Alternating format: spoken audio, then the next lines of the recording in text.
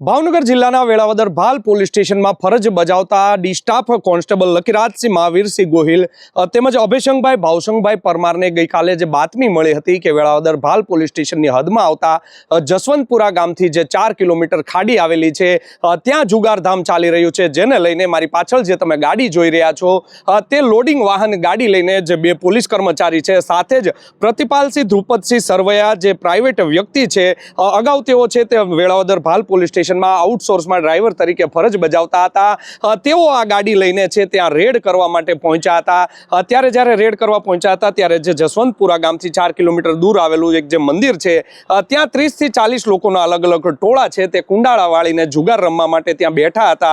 અને જ્યારે આ લોકો ત્યાં પહોંચે છે ત્યારે તેમની ઉપર છે તે હુમલો કરી દીધો હતો।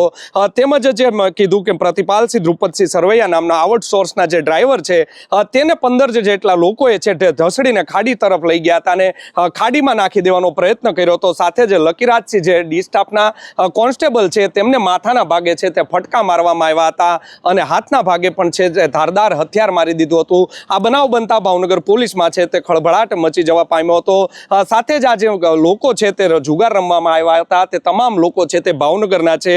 ભાવનગર પોલીસ દ્વારા રાયોટિંગ, હત્યાની કોશિશ, દાડ, સરકારી ફરજમાં રૂકાવટ, 15 આરોપીની છે તે ધરપકડ કરી લેવામાં આવી છે, તેમજ 4 મહિલાની ધરપકડ કરવામાં આવી છે।